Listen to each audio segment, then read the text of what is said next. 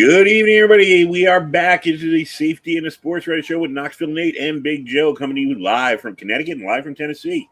We're here to talk to you about the world of sports. We got a lot of NFL to go over. Got a little NBA to get to. We got a lot of sports to talk about tonight. Nate, first of all, how you doing? I'm doing good, sir. How are you? Doing good. Doing good. I had a little bit of a sunburn last week, but we got over that. I had to take care of my friend's dogs last week on the beach of Fairfield, so I had a kind of a vacation. We actually ended up reading like 4 books, which was cool.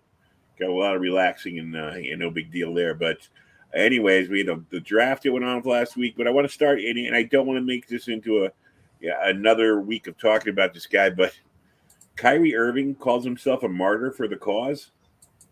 Did you see that today? I sure did. Does this guy get it? You're not a martyr if you collected $18 million. 19. $19 million. That's you got paid for sitting out half a season. I'm sure you weren't sitting home crying into your pillow. So shut up. Yeah, man. I mean, it's just sad to me because that guy's wasting his career. I mean, think about he's really, really good. I mean, as much as I don't like him, I'm not going to sit here and lie to you and tell you that he's not good. I mean, the guy's a fantastically talented player, and he's wasting his career because he can't show up, he can't stay healthy, and then shut up. And then he can't shut his mouth, and he seems to always say the wrong thing, and he puts all his energy in the wrong ways, and it's sad to me because I mean, honestly, with the talent that they had, the Nets should have a couple titles by now. You would think, and you hate to preach about money and stuff, but I think we have reached a threshold where how can these players stay hungry? I mean, if they sign one big contract, they're set for life. I mean, I understand they do things that I could never dream about doing, but is it really worth $40 million a year? Is that really what it's worth? I mean, Mike Trout's getting paid $40 million a year, hasn't come close to the playoffs. So, I mean, where's the value in these contracts, and how do you value these contracts? And it's really getting ridiculous. And like I said, I think it's showing up in these kind of things. I think that, you got a guy who, like I said, $19 million to stay home. Okay, I'll take it. Well, yeah, and that's how the world works now, and these kids see that, and that's why, these high school players, they want $1 million to go to college, right? And they before they even do anything. I mean, I listened to a really good interview with Mark Stoops yesterday, the head coach of the University of Kentucky, and he said, this wasn't what this was for. He said, right. This name, image, and likeness. The whole idea of it was so that these players that have put their blood, sweat, and tears into a program and helped make this program marketable and make it something that people want to see, like Kentucky football, for example. These kids that have been there for 3-4 years, they should be allowed to profit in the money that the Wildcats get for going to a bowl game. They should get to profit for playing in the SEC and making all this money, this TV money. They should get some of this money, but the money's not even going to those guys. The money's going to get these high school players to come to these schools right. that haven't even played it down. And that's completely not what these things were made for. Well, yeah. And then you got, with the transfer portal, you may pay a guy $300,000 to be a quarterback, and somebody else comes in, he leaves. He still has that $300,000 in his pocket. You can't get it back. Right. Quinn Ewers, the guy from Texas who, opted out of his senior year of high school and went to Ohio State and collected $1.4 million and did not pass go and never played and went to Texas 4 months later. And it's like, who gave him that money, and were they expecting him to, be in Columbus is my question, because I didn't really do a whole lot of research into that deal. But I hope that these people that are doing these deals with these kids are making sure they've got some sort of clause in there that they have to, stay at that particular school if they pay them to go there. Well, it's funny, but way back in the 70s when free agency started hitting sports, and one of the first owners who got hit really hard by it was Charlie O'Finley of the Oakland A's of Major League Baseball. I remember he came with the idea. He goes, well, what we should do is just make everybody a free agent every year, no long-term contracts. That way, we're actually paying for what we're getting. We're not sitting there going, if the guy had a slumpy year, he's not going to get that $1 million. He's going to get paid $300,000. And that's what's happening in the NFL. I mean, 250 players, they're on 1-year contracts. Yeah. And that's more and more what these guys are going to, because the money's so ridiculous right now. I mean, a starting number one wide receiver is making between $25 and $28 million per year. And some of these guys that are unproven or that have been injured or that have been going from team to team to team, these other clubs aren't going to give them a 5-year contract. And because the guaranteed money now has ballooned such to the point that a lot of these guys don't want to do long-term deals with anybody. And that's why a lot of these guys are getting traded, or they're walking, or they're signing elsewhere in free agency, because a lot of clubs just don't see the value in paying all this guaranteed money to a guy that hasn't even proven himself. And here's a little thing, not to get preachy again about this stuff, but okay, let's compare two players, okay? So far in their careers, Odell Beckham has been more spectacular, but Cole Beasley was a solid performer in Dallas, a solid performer in Buffalo. Now he's coming to where he's not valued anymore. And he'll never get that kind of money that Odell Beckham got.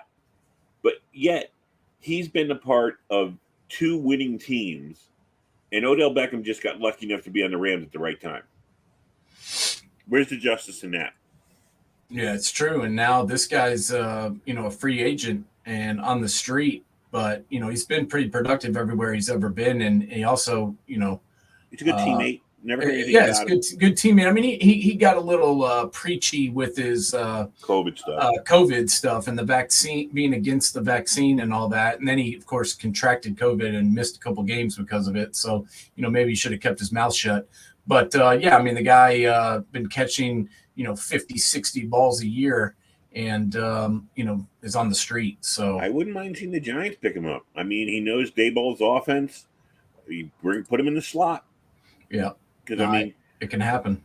It would be a good move for that. So let's get back to the draft. We weren't on. I wasn't available last week. Let's get right into the draft. I've got a little pulled up some grades, and we'll start out. We'll do it alphabetically. That's how this is coming up.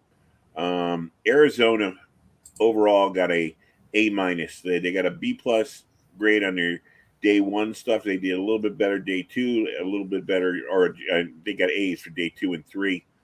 Started out with Trey McBride, tight end out of Colorado State. I what did you see about their draft that stood out for you? Nothing. I got to be honest. I don't know who's given those types of grades out, but I wasn't really impressed with the Arizona draft at all. There's not anybody on this. I mean, they only had 1 pick in the 2nd round, 2 picks in the 3rd round, and then everybody else was in the 6th or the 7th. So, I mean, who did they really get that's an impact player? I mean, potentially Trey McBride, the tight end out of Colorado State. That guy, could be a starter in this league. The rest of these guys are going to have trouble making the team. To be honest with you, Cameron Thomas out of San Diego State's a fairly decent player who has a chance of making the team. But the rest of these guys, I don't know. Sanders, the edge guy out of Cincinnati, he's marginal. Keontae Ingram, the running back out of USC. I mean, I think he's more of a camp guy, really. I mean, I don't know. The Cardinals are kind of thin at running back right now with everybody leaving town out of last season, so he may have a shot. But I just don't see any real difference makers on this. I don't see anybody on this list of theirs that they drafted that's going to put them over the edge and put them at the top of their division. Okay. Now we're going to go down to Atlanta, go across country, go down to Atlanta. They got on this list, they got a B+. Drake London, the USC quarterback, wide receiver we talked about.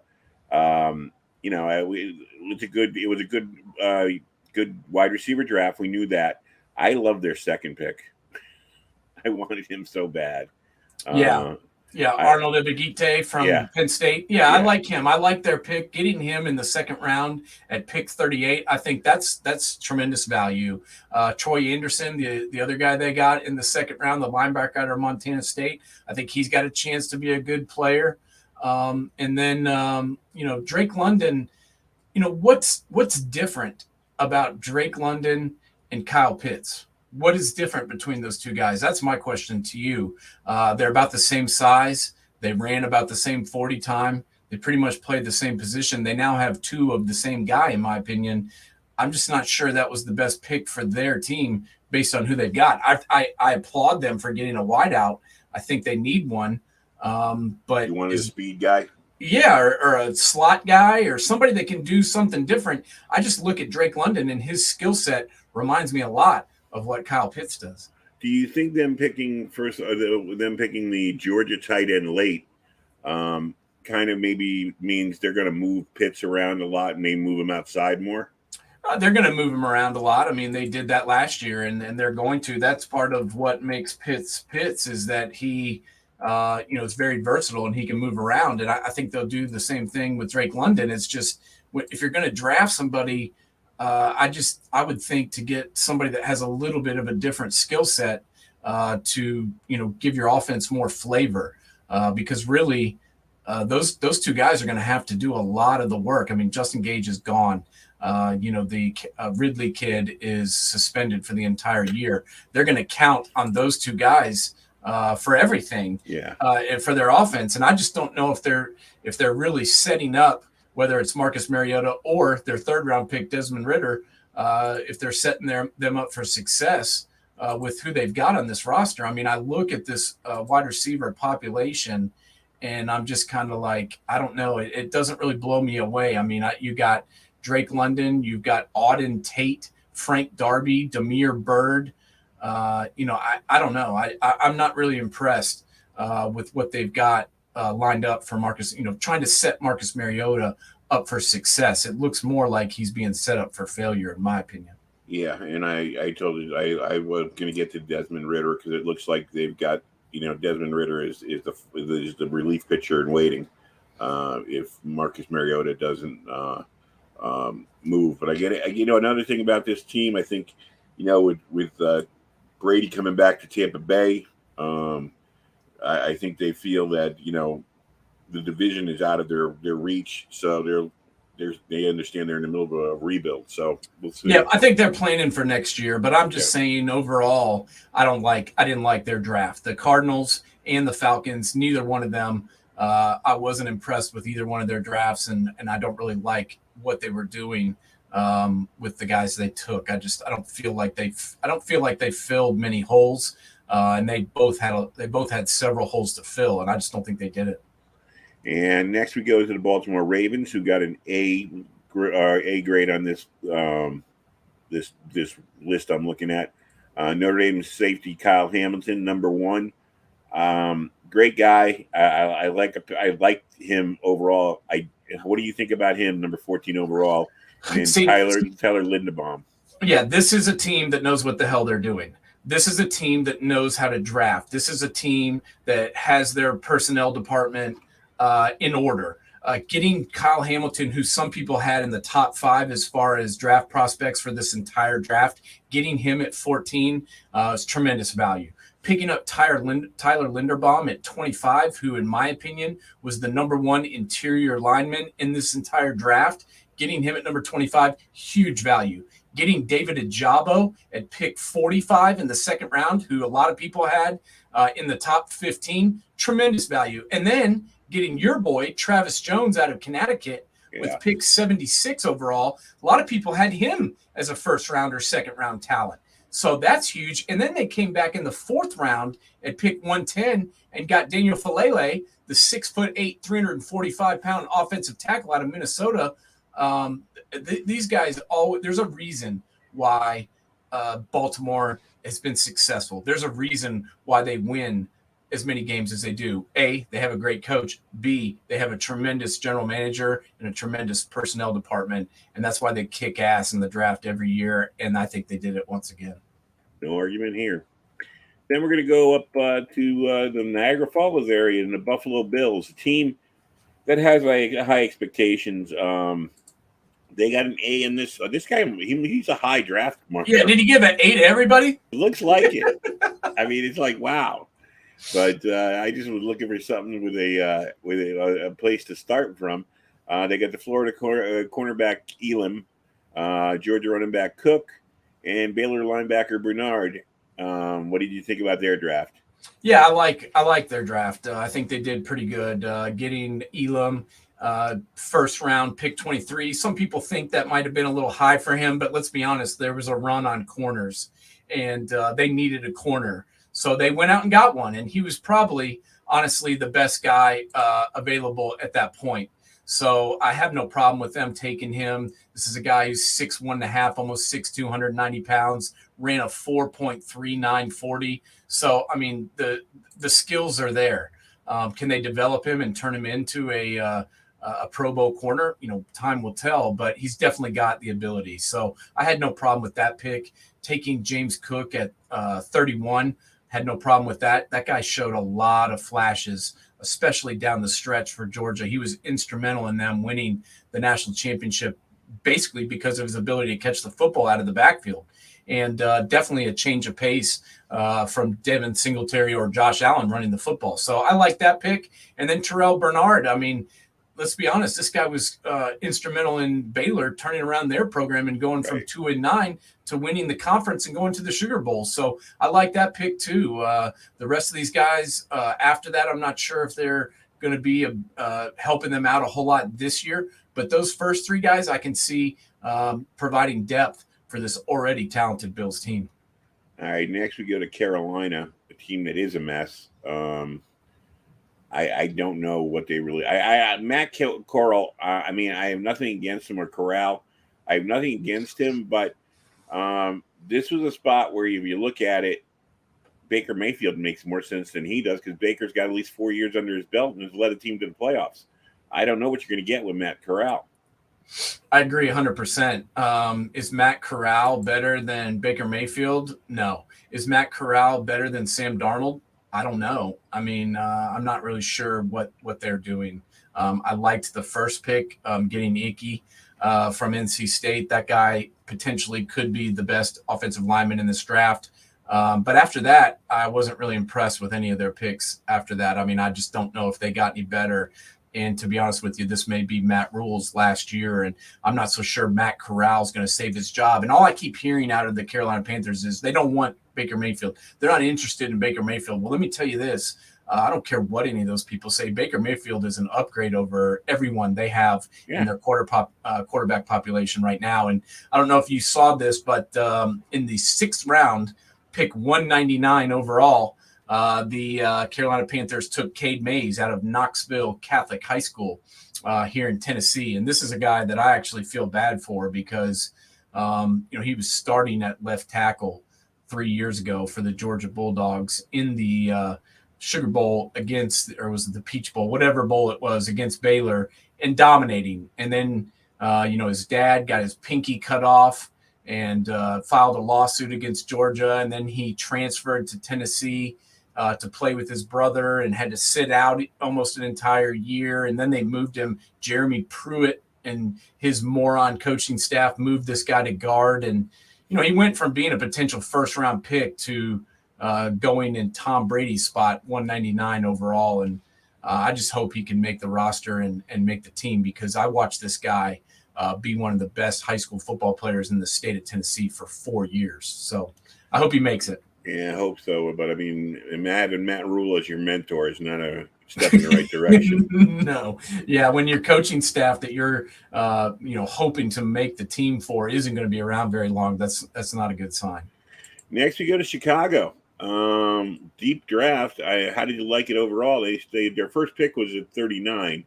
Kyler Gordon, cornerback out of Washington. Penn State safety. They brought in defense, and they brought in Velus Jones from Tennessee. Talk to me about the Bears. Yeah, I mean, I just, this is the kind of draft that blows me away. You have no talent on your roster, and then you have no draft picks either. It's like, how dumb are these people over there? There's a reason why their general manager got fired. It's because the situation that he put them in. They had nobody, of any substance on their roster, and then they didn't really have any high draft picks. I like the pick of Jaquan Brisker, the safety out of Penn State. I do like Velus Jones from Tennessee, who transferred from USC and had over 1,000 yards last year receiving, and also was one of the best return guys in college football. So I like that guy. I like Brisker. Gordon, he's probably was the best corner available at that point, but I don't know if he's going to be a starter year one. My question is, who did they get that's going to help Justin Fields out? I mean, no wide receivers really. I mean, I don't know. It doesn't look like they had a lot of picks, and overall, of course, they got an A rating by this guy, but I don't know. Of course they did. Of course they did. Man, this guy must be like, he must. Yeah, I don't know. He must have been on. He must have been on ecstasy or shrooms or something, because he was just like, everybody did great. This is the kind of teacher I needed in math class growing up. I could at least gotten a C out of him. Yeah, I mean, I don't know, man. I don't see. I see the Bears, struggling. Aaron Rodgers is back. I think the Vikings got better. We'll get to their draft here in a minute. But I just don't see the Bears getting any better. And they didn't get anybody in free agency. And then the draft, to me, was kind of like, okay. I just don't see any real difference makers on this list either. And, I just feel like they already wasted Mitchell Trubisky, and now I feel like they're going to waste Justin Fields. It's almost like, they're one of these teams that is kind of like a fan. Yeah, I know who the big quarterbacks are, but if there's no quarterback in this draft, it means nothing. That's how they treated it. Pretty much. All right, next we got the Cincinnati Bengals. We talked about it, what they did picking up their offensive line help. So that was taken off the board and allowed them to be look at defense. They did get one offensive lineman to get out of North Dakota. The one guy I'm interested in, I'm going to start at the bottom of their draft just because I don't know anything about him, but his school intrigued me. His Coastal Carolina's Jeffrey Gunter. The team down there with that coach, we've talked about them for the last 2 years, how successful they were. How good is this Jeffrey Gunter? Is he a diamond in the rough potentially, or is it just, well, he's there, we'll take him? I think this guy's got a chance. I think he's got a chance to make the team. I mean, he didn't run really good. I think he ran like a 4.7 40, but he's got good size. He's 6'4", 258. He's from Durham, North Carolina. He played a lot of football at Coastal under Jamie Chadwell, who I think is a tremendous coach. He was a redshirt senior this past year. And, this is a guy that made plays for Coastal. He forced 9 fumbles and blocked 2 kicks in his career. He's a good run stopper. I don't think he's going to be that, pass rusher galore kind of guy. But he is a dude that can make plays and can help you in the run game and could potentially make this team. And to have a guy that could maybe make the team in the 7th round, I think is a pretty good pick. I was impressed with the Bengals draft. I liked how they got rid. They took care of the offensive line problem in the offseason so they could really sit here and take the best players available. And I think that's what they did. They got Daxton Hill, who, as much as I hate Michigan, that guy's a good player. He can play in coverage. He can come up on the run. He's a really good safety. And then Cam Taylor-Britt was probably one of the best defensive backs in the Big Ten. So getting him another corner that can help out that defensive backfield, I think is huge. And then I like Zachary Carter, the defensive end out of Florida. I know that, he didn't have that great of a year and his production was a little bit down, but that's just because Florida sucked. I still think he's a good player and could potentially come in and play some as a rookie, in his first year for the Bengals. So I like their first 3 picks and think they did actually a pretty good job overall. All right, next we're going to go up to Cleveland, the team that we both hate this year because the way that Haslam runs them. They started out with the cornerback Martin Emerson out of Mississippi State. David Bell, I mean, this is the one thing is Deshaun Watson ain't going to like it if he doesn't have wide receivers to throw to. Yeah. David Bell, I mean, I remember him early at Purdue, but he kind of got lost in the shuffle as far as wide receivers the rest of his time there, as far as I'm concerned. What do you think about David Bell? David Bell's a stud, and the only reason that he was still available there in the 3rd round was because he just didn't run that great of a 40. He ran a 4.65 40 at the combine. But watch the film. This guy can play. He had stats galore at Purdue and was one of the best players in college football last year at the wide receiver position. And, was in contention for winning the Biletnikoff Award. So I think they got a steal by getting David Bell where they did. I think he'll come in and compete. He's got unbelievable hands. He was a tremendous route runner. I think he was a steal. So the pick of David Bell and then the next pick, Perry and Winfrey, the defensive tackle out of Oklahoma, those two picks I think were unbelievable. The Cleveland Browns hit 2 home runs in a row getting those two guys. Winfrey was down at the Senior Bowl in Mobile and won the MVP as the best player there during the week of practice and also during the game. So to do that is just unbelievable. And let's be honest, put the tape on for him at Oklahoma, and he kicked ass too. This guy was the #1 overall junior college recruit in the country after playing 2 years at Iowa Western Community College. And then he walked right into Norman and started 8 of 11 games his first year and had 6 tackles for loss. This guy is a dude.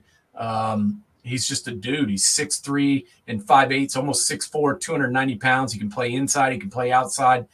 Getting him where they got him was amazing. And I think the 2 of the biggest steals of the draft was getting David Bell, pick 99 overall, and then getting Perry and Winfrey, number 108. So I like both those picks. And lastly, they got Jerome Ford, the running back out of Cincinnati, who was a transfer, I believe, from Florida. And that guy's a baller too. So they just added more help to that running back room, which was already immensely talented. So I think the Browns actually did pretty good. Okay, now we're going to go down to Big D, Dallas. A lot of mumbling about the Tulsa offensive tackle Tyler Smith. They grabbed first round. Jerry Jones is always, he gets the microscope. What do you think about the Dallas draft this year? Yeah, not really impressed with it, to be honest. I mean, who did they get that's going to help them out tremendously? I mean, I don't know. Tyler Smith is a guy that I think is a year away from even being able to contribute. He needs to get stronger. He needs to get better with his technique. I mean, let's be honest. The guy is a massive man, and he's got a chance to be a starter in this league. But honestly, I project him more as a guard when I watch him play. 6'5", 324. I mean, he 34-inch arms. He just looks to me like a guard. And taking somebody at pick 24 like that typically is more geared for a tackle. So I think they may have reached just a little bit on him. The rest of their guys, D. Williams, I think showed flashes last year, but I don't think he's ready to start right away. Jalen Tolbert's a project out of South Alabama. Jake Ferguson's a pretty decent tight end. The rest of these guys, not that in love with. Damone Clark was a pretty good linebacker out of LSU, but did have some injuries this past year. So I don't know whether or not he's even going to be ready to play. So I got to be honest, I wasn't that impressed with the Dallas draft at all. Okay, we're going to go out to the Rocky Mountains and to Denver. Their biggest draft was getting Russell Wilson before the draft ever happened. We know they got some weapons around him on offense. What were their biggest needs going in here? New coach, new quarterback, new star quarterback. Did they address what they needed to do? Yeah, I think so. I mean, they lost Noah Fant in that Russell Wilson trade, and they were able to come up in pick 16 of the 3rd round and get Greg Dulcich, who was my favorite tight end in this draft. Former quarterback who was a walk-on at UCLA and turned himself into one of the best tight ends in the country. And then also sitting right there at 64 and, moving up to pick up Nick Bonito, who I think is one of the best edge players in this draft. To get him at pick 32 in the 2nd round, I think was also a steal. So I loved the pick of Nick Bonito and Greg Dulcich, their first 2 picks. The rest of these guys, are just kind of guys I think that were added for depth. But those first 2 guys I think are going to be starters on this team. All right, now we're going to the Motor City. I'll tell you one thing. I think he's a quality player and everything, but, man, I don't know if it's good to have a Michigan stud going to Detroit, expected to be the guy to turn around the franchise's defense that Aiden Hutchinson is going to be going through. A lot of pressure on him. Then you got Jameson Williams when he gets healthy. Overall, what do you think of Detroit's draft? Yeah, I mean, I don't know. I mean, Aiden Hutchinson, I think, was a little bit overrated to me. I think that's why you saw him slip to 2 instead of 1. I know that Detroit ran the pickup there and they were really happy, but I don't know if this guy's going to be able to turn around the Detroit Lions defense that's been mired in mediocrity for 25 years. I just don't see him as a guy that can do that. I think he'll be a decent, solid player who can be a starter for this team. But I don't know if he's a guy that can turn around a franchise. And like you said, he's going to have a lot of pressure to do that. Jameson Williams is a guy who, for 3 years at Ohio State, did relatively nothing and couldn't even get on the field, essentially, with all the talent that the Buckeyes had in that room. Now, last year at Alabama, he flashed. I mean, he went to the right school in the right system for him, but he tore his knee in the national championship game. I mean, is this guy even going to be ready to start in week 1? I don't think so. Taking him at number 12 overall, I think, was way too high, especially considering the rest of the wide receivers that were still available. And I think that was a reach by the Detroit Lions. And but I did like their pick, number 46 overall, Joshua Pascal. This is a dude that dropped a little bit because of his 40 time, but I watched him play for Coach Stoops' defense for several years in the SEC, and this is a guy that can play. So I like Joshua Pascal, and then I loved their 6th-round pick, number 188 overall, Malcolm the Stud Rodriguez out of Oklahoma State. I think that guy's a badass and actually has a chance of making the team, even though he's a 6th-round pick. All right, now guess what? That grade, the guy they only got a B+ from this guy. He just does not give C's. Green Bay, we're going to go across the bay. And the other rumblings were they were expecting them to get somebody for Aaron Rodgers, somebody to be his wide receiver. They waited to the 3rd round. A North Dakota State guy, Christian Watson, don't know much about him. What do you think about Green Bay, going defense first and then addressing their number 1 guy?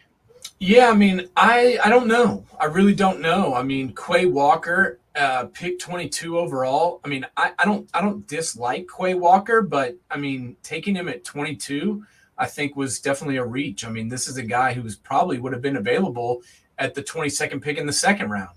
So I don't know why they took him there. I mean, he's a guy that's very talented and definitely, showed flashes at Georgia, but not a guy I would have taken at 22 overall. And also 28.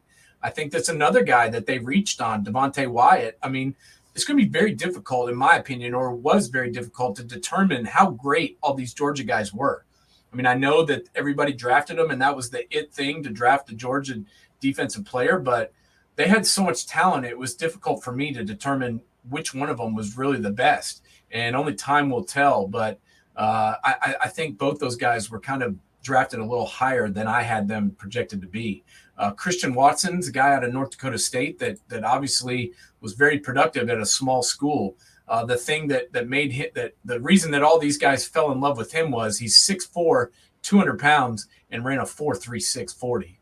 Also had almost a 40-inch vertical and a 136-inch broad jump. So this is a guy who's definitely athletic, but hasn't played a ton of football. I mean, they missed almost their entire season due to COVID 2 years ago, and then only this kid's only a redshirt senior, playing in the smaller division. So I'm not sure he'll be ready to be a starter right away. So I don't know. These first 3 picks for the Packers really befuddled me. However, I did like Sean Ryan, the offensive lineman they got out of UCLA. I think he's very possibly a guy that can start for them in year 1 or year 2. And then I like Kinsley Anabare, the linebacker out of South Carolina. I think he's a guy they got in the 5th round who can come in and play right away. All right, now we'll go back down to Houston, a team that needs everything. You know who what jumps out at me about their draft is John Mechie and Christian Harris leaving Alabama and going into that locker room. What a culture shock. Yeah, but I got to be honest. I was very, very pleasantly surprised by the Texans. Derek Stingley at number 3, 2 years ago was the number 1 corner in all of college football. Kenyon Green, the offensive lineman from Texas A&M, played every position except center at A&M. potentially one of the most versatile and talented offensive linemen in this draft. Jalen Petrie, my number one defensive back in this entire draft. Right. Yeah. Love I'm that going to be guy. saying that about him. Oh, I love that guy. And I think he will just take care of business in Houston. He's from, he played at Waco down the street. He's going to walk in and start day one. John Mechie, I think, is more talented than any wide receiver that the Texans have. So I think he'll be a starter. And then Christian Harris was my favorite inside linebacker. And then they got Damian Pierce, pretty good running back out of Florida in the 4th round. So I love their draft, at least rounds 1 through 4 for the Texans. And I think they got guys that can be instant starters, which is what they needed. Well, and Lovie Smith's a defensive guy. So if Davis Mills can tread water for a year and Lovie Smith can get the defense set, then you can look for your quarterback next year. So we'll see what goes there. Going over, and that guy, yeah, he gave him a B. Hey, we got a C in Indianapolis. Yeah, I actually agree with him. I don't love the. I'm looking at this. I looked at the draft while it was unfolding, and I'm kind of like, what in the hell are the Colts doing? I mean, I don't know. I mean, they didn't really need a wide receiver, and their first pick, which they didn't have a pick till the 21st pick in the 2nd round, and they took Alec Pierce, a guy who I'm not sure is an NFL wide receiver out of Cincinnati. I do like Jelani Woods, the tight end they got in the 3rd round. I think that's good value. They got other guy Bernhard Rahman, who is a offensive tackle from Central Michigan. He's actually a guy from Germany who came over and started off as a tight end. So he doesn't really have a whole lot of time logged at the offensive tackle position. I think he's kind of a project. So yeah, this whole draft, I just was kind of like blah. I'm not sure what they were doing. This is a team that usually drafts really well, and I wasn't really impressed by any of these picks. Well, especially going by what you're saying. I mean, you go out and you make the Matt Ryan trade because you feel that puts you up in the Tennessee stratosphere in your division at least, and gives you a chance to make a run in the playoffs. And you really needed to get, if not a grand slam, you need to have a couple of home runs, a couple of one, in this draft, just to keep the momentum going. Yeah, I mean, you needed in my opinion, you needed a starting corner and you needed a starting tackle. I mean, they still really haven't replaced Anthony Costanzo since he retired, and they still don't have his replacement. So I'm not sure. Like I said, that Bernhard Rahman guy, the guy from Germany. I mean, I think he could potentially turn into a offensive lineman in the NFL. But is he ready to start right away, week 1? Definitely not. And like I told you, I'm not sold on this Alec Pierce guy from Cincinnati. I don't think he's better than anybody that they have on their roster right now. Okay. Going down to Jacksonville Jaguars. Trevor Lawrence is sitting down there. He's got Doug Peterson now. They go out and get Trayvon Walker, 1st round, 1st pick overall. Let's look at the rest of their draft. What do you think? Trayvon Walker, I mean, he's either going to be, a tremendous, player for 10 years, or he could, not live up to expectations. I don't really know. It's another one of these guys from Georgia that was kind of hard to tell, but I did like the picks after him. I loved the pick of Devin Lloyd out of Utah. He was one of, besides Christian Harris, he was one of my favorite linebackers in this entire draft. Luke Fortner, the center out of Kentucky, he was my number 2 rated center. So I really like that pick. And then Chad Muma is a guy who really impressed everybody at the Combine and at the Senior Bowl out of Wyoming. So I like those guys. Snoop Connor is a guy that may help provide a little depth at running back. But you got to think, Travis Etienne was their 2nd pick last year after Trevor Lawrence, and he didn't play one down. So really, they're getting Travis Etienne in this draft too, essentially. So if you add him to this list, I like it way better. Yeah, and he's going to be very healthy. Now you're going out to Kansas City, trying to keep their run going. They're going to be in the toughest division in football. We already talked about Denver. We'll get to LA in a little while, and we got Las Vegas coming up too as well. They started out with Trent McDuffie out in Washington. They got the edge rusher out of Purdue in Karlaftis, And I'm intrigued by the Sky Moore pick. Yeah, I loved the first three picks. Trent McDuffie, I think, was the best corner available at 21. They walked right up and took him. George Karlaftis, a lot of people had him being a top 15 pick, a dude that had tons of production at Purdue. He started off as a rugby player or a water polo player in Greece and converted himself to being one of the best defensive players in all of the Big Ten. Sky Moore is just another in the long line of wide receivers at Western Michigan who can fly, and I think will help this team. And I think going to the team he went to is crucial to him. My favorite pick of the entire draft for them is the 5th round, 145th picked overall, Darian Kennard, the guard out of Kentucky. This is a guy that can play guard. This is a guy that can play tackle in a pinch. Very versatile, dominant lineman. No idea why he fell to the 5th round, but I think the Chiefs got a steal. So I like McDuffie, I like Karlaftis, I like Sky Moore, and I love Darian Kennard. So pretty decent draft for the Chiefs. What do you think about Brian Cook, the safety? They lost their best safety, into free agency or whatever you want to call it, cap space or whatever this past off season. Are they looking at him to step in? Yeah, I mean, this is a guy who played a lot of football. I mean, he was one of the guys that's been starting for the last 2 or 3 years at Cincinnati, winning all those games. So this is a guy who can win. He's got the size, 6'1", 210 pounds. He's from Cincinnati, so obviously he played good high school football, played big time football in college. Now coming out of high school, he only had one scholarship offer, and that was from Howard. And he led them with 4 interceptions as a true freshman, and then he transferred transferred home after that in 2019. He was originally denied immediate eligibility, but was able to come in and play in their bowl game, and he took over for James Wiggins, who was injured, and played really good in that game against Georgia. So I like this guy. Do I think he's as good as Tyrann Mathieu? No. Definitely not. But he's a guy that can come up in the box and help in the run game and has decent coverage skills. So I think they're going to have to bring him on slowly. And this is a secondary that I'm kind of concerned about to start the season. But I think this guy will help as the year goes on and definitely can contribute something in year 1 and definitely help out in year 2.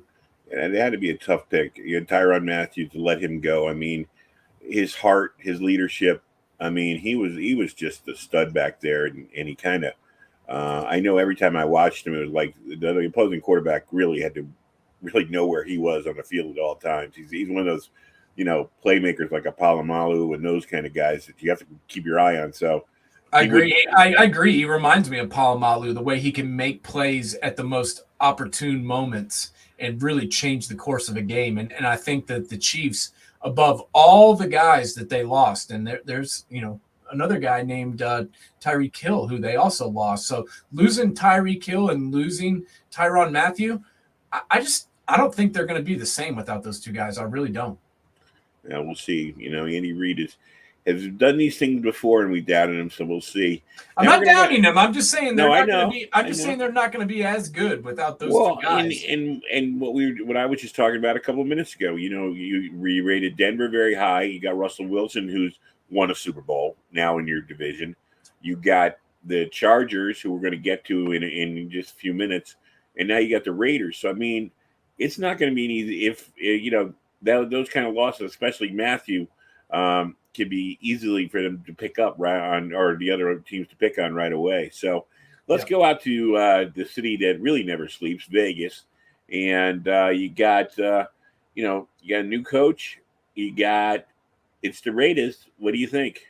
Well, their big pickups were in free agency. They got Devontae Adams, and that's where a lot of their draft picks, they didn't pick until number 90 overall because they traded for Devontae Adams. They also got Chandler Jones out of Arizona. So their real offseason was done in free agency and with trades. So, their draft just wasn't the shock and awe that you might have hoped for because they used a lot of their resources and a lot of their capital to bring in Devontae Adams and to get Chandler Jones. And I think that makes them better right there, getting those two guys. Now, I did like getting Zamir White, Zeus, in the 4th round out of Georgia. I think that's a guy that can come in and play for them some. I like Thayer Mumford, captain at Ohio State, getting him in the 7th round. I think was big. I think he's a guy that can help. They also picked up Matthew Butler out of Tennessee, a big, huge guy that's a run-stuffing defensive tackle that they can probably use. And they also got in the 7th round Britton Brown, a running back that I'm real high on out of UCLA. So they got 2 running backs that can come in and compete. And then they got those 2 big boys, Butler and Mumford. So hopefully, if 2 or 3 of these guys on this list can come in and make the team, they'll be happy. All right, now we'll go to the Chargers. Top pick was, they like the Raiders did a lot of their work in the offseason on free agencies and trades. They started out with an offensive lineman out of BC. Zion Johnson is the 17th pick overall. Then they got the safety out of Baylor, JT Woods. What did you think of these guys? Yeah, I mean, they got the best lineman in the draft last year, Rashawn Slater. Some people questioned him, didn't like his short arms, and thought he wasn't really a tackle. Well, hell yeah, he's a tackle. He was the best offensive lineman in the entire NFL last year as a rookie, best rookie offensive lineman, and killed it. So this guy, Zion Johnson, I think they think he can come in and start right next to him. Probably going to project as a guard, 6'3", 312. Had 32 on the bench press and a 32-inch vertical jump. So this is a big dude who's also a good athlete. I think he'll come in and start as a rookie. Maybe not week 1, but definitely down the road. JT Woods, really good safety, played next to Jalen Petrie, the other guy I like that went to the Texans. Very good. Could potentially come in and be just basically add depth.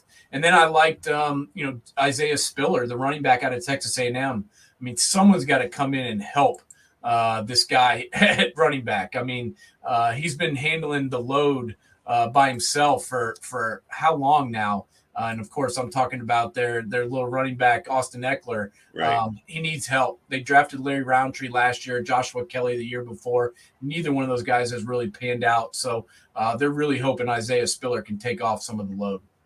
All right. And then we're going to go across town to the Rams, the defending champions. They went out in free agency or in trades, and they brought in Matthew Stafford, Von Miller. They brought in OBJ, and it worked out for them. Now, they won the Super Bowl. Yeah. Now it's reload. You're on everybody's bullseye. What do you think about what they did in the draft? Yeah, I mean, it's hard to really evaluate their draft considering they didn't have a pick until number 104 overall. Andrew Whitworth is retired and he's gone, and they're going to have to figure out somebody to replace him. And there really weren't any tackles by the time they picked. They got a dude in the 7th round out of Michigan State, AJ Akuri. He's more of a project. Really, the only pick that I really liked on this list is Kyron Williams, the running back out of Notre Dame. Getting him in the 5th round, pick 164 overall, I think is a huge value. And I think this is a guy who can come in and contribute in his rookie year. All right. Now we're going to go down to Miami. Another team that gave away their early picks, didn't pick till 102. Georgia linebacker Channing Tindall. Grabbed another wide receiver out of Texas Tech, Zugamana or Nama, whatever. Anyways, and the weird one is Skylar Thompson. I know it's 247, but I doubt he's coming up to go after Tua. But Skylar Thompson is a name type quarterback out of Kansas State. Yeah, I mean, I don't really know what they saw in him. I guess maybe they wanted to just bring in another young guy, for depth and another camp arm because, they're really not in love with their 3rd stringer, Chris Streveler, who I don't even know who he is. So they got Tua, they got Teddy Bridgewater, and now they got Skylar Thompson. Maybe they'll keep him as their scout team guy and their practice squad dude for when Teddy Bridgewater goes down because we all know that Teddy Bridgewater is going to break eventually. He's like a toothpick, and eventually he's going to chip or break in half because that's what toothpicks do. I love Teddy Bridgewater, but, I mean, he gets injured every year. So I can see it happening again. Channing Tindall's a good linebacker. I think he'll come in and provide some depth. But really, the Dolphins did their draft in the offseason. I mean, they got Tyreek Hill, they got Teron Armstead, the left tackle from the Saints. They hit most of their needs in free agency. Now we'll go up to Minnesota, and you already leaked out that you like their draft, starting out with Lewis Klein, the safety out of Georgia, and then Clemson cornerback Andrew Booth. Take me down their list. Yeah, man. I mean, they needed help in the secondary. Obviously, I love my boy Harrison Smith, but he's not getting any younger. So getting Lewis Klein, the safety out of Georgia, is a dude that can help them. Andrew Booth is a guy that played corner at Clemson at a high level and can definitely come in and compete. And then they came back and got Caleb Evans, a corner out of Missouri, in the 4th round. So they got a lot of they got 3 defensive backs to come in and help. And so I do like those guys. And I love the pick of Jalen Naylor in the 6th round, the wide receiver out of Michigan State. I think to get him at pick 191 overall was a steal. They also picked up Ty Chandler, the running back from Tennessee who transferred to North Carolina. Got him in the 5th round. I think he can come in and provide some depth at the running back position. So, overall, pretty decent draft for the Vikings. They always draft very well, and I think they added depth to this team.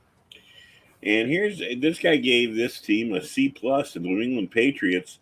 The first draft pick came out of, left field for most people at the University of Tennessee, Chattanooga. Cole Strange, he's from your area. You know how much you know about him. Tyquan Thornton, the Baylor wide receiver. They went out and got Houston cornerback Marcus Jones and Jack Jones, a quarterback. They had to get cornerbacks, but they lost in free agency. How well did they do? You never really know. I mean, I can't really question Bill Belichick because a lot of times he grabs these guys that nobody else knows about and nobody else wants, and he turns them into serviceable NFL players that help him win. So I think he goes out and gets the guys that he wants. I mean, he went out and got 2 corners, back to back, Jones and then Jones. Hopefully one of those Joneses will be good because they've lost Stephon Gilmore and then J.C. Jackson in 2 straight years. They need guys to replace them. The pick Cole Strange was strange. I mean, I don't really – to be honest with you, I'd never heard of him until the Senior Bowl. And to be honest with you, he didn't really impress me at the Senior Bowl. So I'm not really sure what he was seeing with that pick. But Bill Belichick knows more about football and his turds than I do in my brain. So I'm not really going to question him. But just kind of an unimpressive draft overall, in my opinion, from a shock value perspective. But I think he got the guys that he wanted. And I do like the running back out of South Carolina, Kevin Harris. I mean, they just keep adding running backs up there. I mean, he likes to rotate him out. He does. He just rolls with whoever's got the hot hand. He doesn't really put a ton of value on the running back position, but he's always got a bunch of horses that he can ride. And now he's got, Damian Harris, Ramondre Stevenson, James White, Pierre Strong, and Kevin Harris out of South Carolina. The interesting pick to me was Bailey Zapp, the guy out of Western Kentucky, who transferred in from a smaller school where he set all kinds of records. Then he threw for 62 touchdowns last year at Western Kentucky. Can this guy take over for Brian Hoyer and be the number 2? I don't know, but it was an interesting pick. It is an interesting pick. Going back to what he likes to do about running backs, depth at running back keeps them healthy, and if each one of them brings something different to the table, all the better. So it works for him up there. He's the one guy who figures out how to use these guys. Yep. New Orleans, they got Olave, a good pick right there at number 11. Then they went to Northern Iowa to get Penning, the offensive tackle. What did you think about their draft? I loved what they did. They made these trades.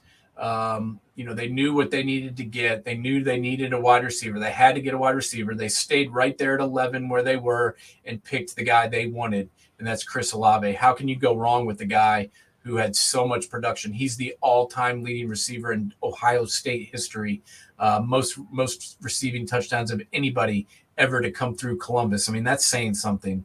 And then Trevor Penning is a guy that dominated at Northern Iowa and proved that he's an NFL lineman. And they sat right there at 19 and got him. He was the dude they wanted all along. And then I really liked, their pick, number 49 overall, the 17th pick in the second round, Alontae Taylor. This is a guy who came into Tennessee out of the state of Michigan with a lot of credentials. And to be honest, he lived up to it. He played for 4 years. I think he's a guy that can play corner or safety. He's 6 foot, 199. He ran a 4.3640 and jumped 35 inches. So he proved he's an athlete.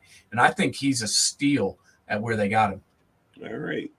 Then we're going to go over to the New York Giants, my team. We got Thibodeau, got Neal. Those two, no questions about it. They should be quality guys who can step right in. They fill needs. What about the rest of their draft? Well, I loved both those guys. I think, number 5, number 7, getting Thibodeau and Neal, the two biggest positions of need, I think that was huge. I mean, all they had to do was get rid of Dave Gettleman, and they finally did something right. So doing the first thing they did right was getting rid of his ass. And then obviously, coming in and getting those two guys was huge. That makes their team better immediately. And I like the pick of number 43 overall, the 11th pick in the second round, Wan'Dale Robinson. This guy I saw play a lot.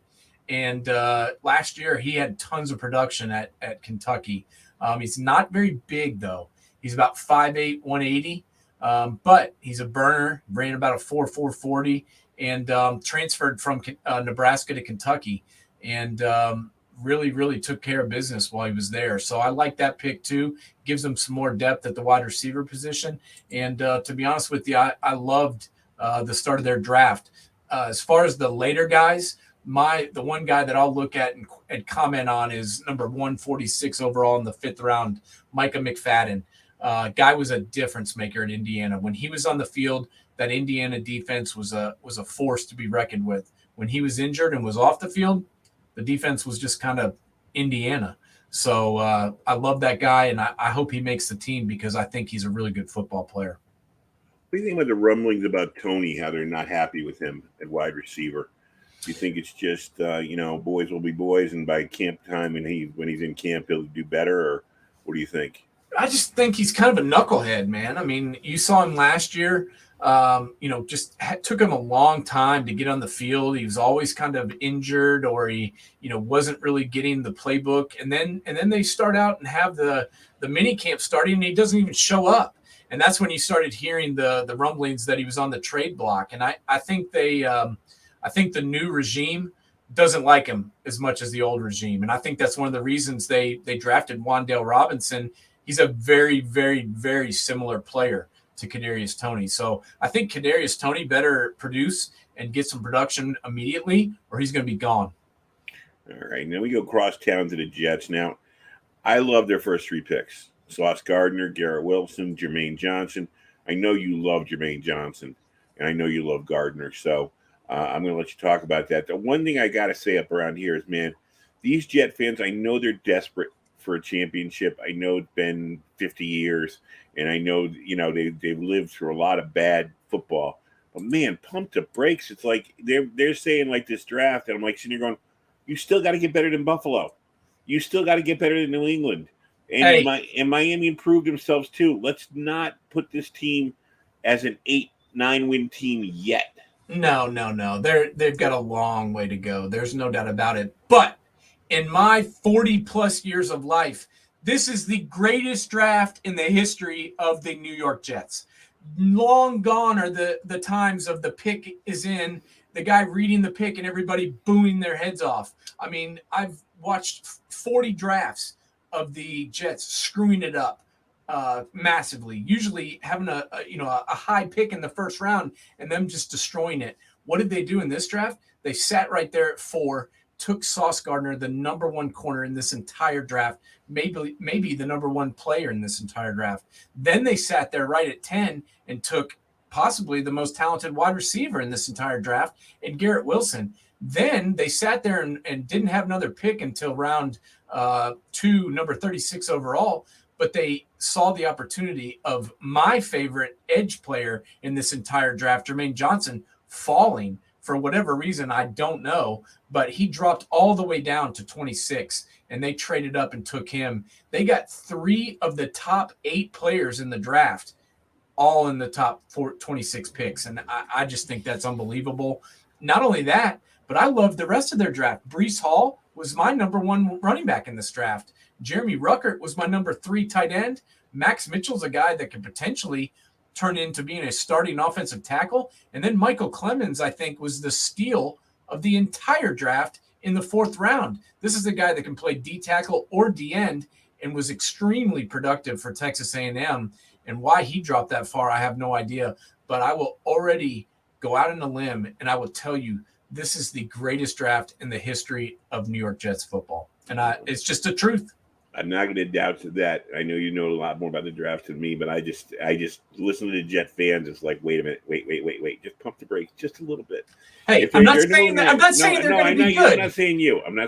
I'm saying that what I hear on Sports Talk Radio up in this area, and I'm like, did Buffalo leave the division? No. Their fans are delusional. Let's be honest. They're 4-13.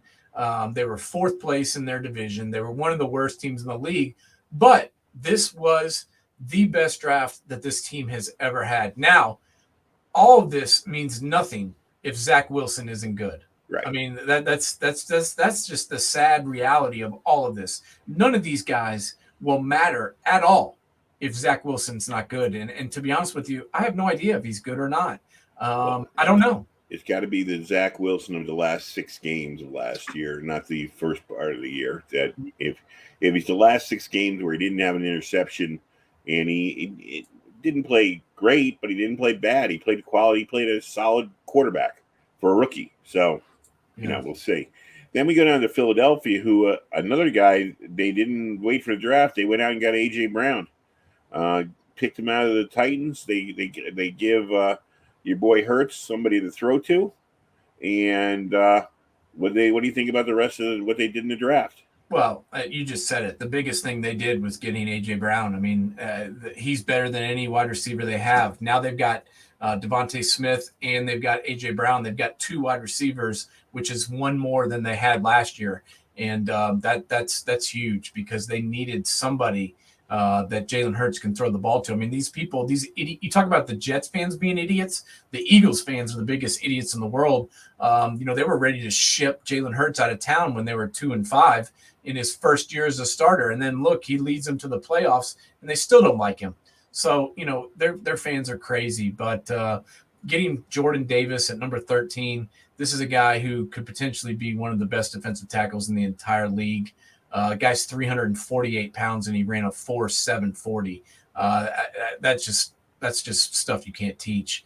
And he's going to start for them day 1. And then they got Nakobe Dean in the 3rd round, number 83 overall, who a lot of people had as the number 1 linebacker. So those are 2 huge picks. Those are 2 guys from Georgia that I actually liked and thought were good people to go after. So I liked their picks there, but the main thing they got was A.J. Brown. All right, then we're going to go to Pittsburgh, which I don't want to say shocked everybody, but Kenny Pickett comes in at their number 1 pick at 20 overall, for the top quarterback in this draft. After they went out and got Trubisky, is Trubisky just holding his place? What are we looking at here? I think they're wanting Kenny Pickett to be the starter. I think they want Kenny Pickett to be their quarterback. And they obviously seen a lot of him. He was in the damn locker room next door. Right. So, they've watched this guy for 5 years, and they know him. And they sat right there and just watched him fall to their lap. And I think they were tickled to death that he was there. And you could see how happy he was. He couldn't even stand up. He was just crying with his hands, his head in his hands for about 10 minutes. So I know he was happy. The Steelers were happy. And then they killed it the rest of the draft. George Pickens would have been a 1st-round pick if not for the knee injury. Getting him at number 52 overall, huge. DeMarvin Leal, maybe one of the number 1 defensive tackles in this entire draft. Getting him in the 3rd round, tremendous value. Calvin Austin is a guy that can become potentially a big-time playmaker. And then they got Connor Hayward, a guy that I really liked out of Michigan State, a dude who's played 3 different positions for the Spartans, and his big brother is already there, being an All-Pro for the Steelers, and his brother Hayward. So Yeah. I love those guys. I think their first 6 picks were all big, and the only thing that sucks for the Steelers is that their general manager is retiring, because that guy's a genius. Yeah. Now we'll go to San Francisco. The weirdest thing I read today, I was reading an article that San Francisco is still not happy with Trey Lance. And they still have Jimmy Garoppolo, who they don't know what to do with. And they, I know they're in a tough division, but, Seattle's in the rebuild mode. They still have to deal with the Rams, and they seemingly have the Rams number. But, I mean, I don't know if Trey Lance is not the quarterback of the future. I don't know what this draft means. Yeah, I don't know what this draft means, even if he is. To be honest with you, I'm not in love with any of these guys. Tyrion Davis-Price is a pretty decent running back at LSU, but, they've already got 6 running backs. Danny Gray, a wide receiver from SMU in the 3rd round, I think was good value where they got him, but is he going to start, and is he better than Deebo Samuel? Definitely not. Their biggest thing is getting Deebo Samuel to get back in the fold. If they lose him, this team's in big trouble. And I got to be honest, I wasn't really in love with any of their draft picks. All right, now we'll go up to the Pacific Northwest, even deeper, Seattle. They're in rebuild mode. How much did they address it in this draft? They killed it. I think Seattle and Baltimore, were Seattle, Baltimore, and New York Jets, 3 best drafts in this entire NFL draft. And I'll tell you why. They sat right where they were at number 9 and took Charles Cross, my number 1 offensive tackle in the entire draft. I think this is a guy who can immediately replace Dwayne Brown. He's going to start for them for 15 years. Unbelievable player. Then they came back at number 40 overall and took Boye Mafe, an edge player out of Minnesota, who not only killed it last year at Minnesota, but he was one of the best players at the Senior Bowl. He was one of the best players at the Combine athletically. And then they come back in pick 41 in the 2nd round and got Kenneth Walker III, who was the number 1 running back in the entire country. Then they come back at number 72, took Abraham Lucas, who is a right tackle and is going to start for them at right tackle. Then they got Kobe Bryant, who was the number 1 corner in all of college football, at least as far as the awards go. And then they got Tyreek Smith in the 5th round, the edge rusher out of Ohio State. So I think they killed it. John Schneider and Pete Carroll know what they're doing up there, and they hit home runs again all across the board in this draft. I love the Seahawks draft. Now Tampa Bay, 1 year removed from a championship. Their quarterback, they had a quarterback question in January, but not anymore. The holes they had to fill, did they fill them? I don't know. I think they needed a guard. They got a guard out of Central Michigan, Luke Katecki, who I think can be a starter for them. The defensive end, Logan Hall, I'm not really as high on him as some of these other people are, but I think he's a serviceable guy. But overall, I wasn't blown away with their draft. Rashad White, the running back at Arizona State, doesn't really do anything for me. He ran for 1,000 yards this year, but whoop-de-doo, that doesn't really mean much in today's day and age. And Cade Otton, the tight end out of Washington, I think they're going to live or die whether Gronkowski comes back. So this guy's not going to really make a difference. And I don't think he's an upgrade over the guy that they lost who went to Buffalo. Right. So, the kid from Alabama, I think he's a better tight end than Cade Otton. And I think they would have been better served to bring him back. So, I don't think they really got that much better in this draft. And like I said, I liked O.J. Howard, the tight end that they let walk, way better than the guy they drafted. All right, now we get to Tennessee. Reports I got was Mike Vrabel was not really happy with this draft. He wasn't happy with any of their really off-season moves. He didn't like losing A.J. Brown. I don't want to say Malik Willis is in his doghouse, but I don't think he wants a project quarterback sitting there over Tannehill's shoulder, when he still thinks he's got a team that can win. I don't know. Did they address anything for Vrabel, or is this like the beginning of the end of this marriage? Well, I think he definitely didn't want to lose AJ Brown, but his general manager John Robinson doesn't believe in paying $28 million a year for a wide receiver, and he traded him away and then drafted his replacement, a guy Treylon Burks, who a lot of people think comped to AJ Brown. So we'll see if he's as good as him. To be honest with you, I think AJ Brown's a little bit blown up. This is a dude who didn't even have 1,000 yards and only had 5 touchdowns last year, and everybody's acting like he's the greatest wide receiver in the league. And I know he shows flashes, and I know he's good, but I don't think he's worth what the Eagles are paying him. We'll see. Time will tell. But I honestly liked the Titans draft. I'm not sure about the Malik Willis pick. I don't know what you're doing there. I mean, either Tannehill's your quarterback or he's not. If he's not, then draft somebody in the first round or trade for somebody. But getting a guy in the third round, number 86 overall, I don't really understand. But I did like the pick of Nicholas Petit-Frere.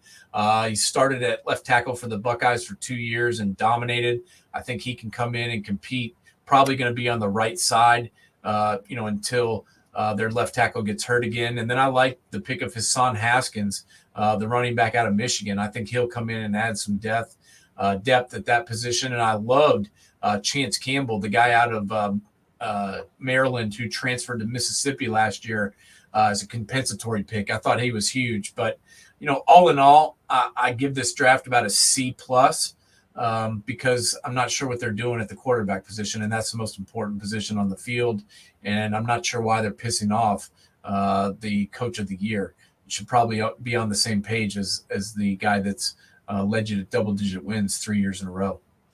And here we end up with the Washington Commanders. I know you have all the respect in the world with Ron Rivera. This team first of all, from ownership on down, since Daniel Snyder took over, they've been generally a mess. And now, with all the off-field distraction, will Snyder have to sell all the stuff he's done? And then you go out and you get Carson Wentz. And this is a team that was in the playoffs albeit with a less than 500 record 2 years ago. But I just don't get a map on what they're doing. Do we see a map in their draft? I got to be honest. I actually really liked the pick at 16, getting Jahan Dotson. I thought he was one of the best, if not the best receiver still on the board, and they need help at wide receiver. I mean, they got to get somebody besides Terry McLaurin, and I think Jahan Dotson is that guy. So I love that pick. I love the pick of Brian Robinson, the running back out of Alabama. I think he's huge. They needed somebody else to help back there. I mean, I like the guy they drafted out of Memphis, the running back Antonio Gibson. Right? Yeah, Gibson, and I like J.D. McKissick, but they needed a thumper. And that's who Brian Robinson is, the guy that can come in and get them some yards when they need it. But now you got Terry McLaurin, you got Curtis Samuel, you got Jahan Dotson, and you got Logan Thomas. Now you got something. So I think the Redskins, the Commanders have gotten better. But still they're going to go as far as their quarterback goes. And my thoughts on Wentz. I think he sucks. So, right. What do they do then? Do they go with Sam Howell, the guy they drafted? Do they try to throw Taylor Heineke back out there? Do they stick with Wentz? I don't know. But just going back to the Titans real quick, I don't know if you heard the comments yesterday from Ryan Tannehill, but that really rubbed me the wrong way. Oh, he said, I'm not here to train a new replacement. He said, I'm not here to be a mentor for Malik Willis. Well, yes, you are. You're a veteran guy who's been the starting quarterback for this team for 3 years. You're supposed to be a mentor to everybody on this team. You're supposed to be the team leader, and you're supposed to show to teach by example. You don't have to sit there and give away all your trade secrets, but you need to be an example and you need to be a leader for everybody on this team, not to mention Malik Willis. And then to sit there and say all that stuff and act like you were pissed off that they didn't talk to you about drafting him. You sucked and cost your team the playoff game against the Bengals by starting the game with the pick, throwing a pick in the middle of the game and then ending the game with the pick. You were the reason that your team lost after being the number 1 seed and having a bye.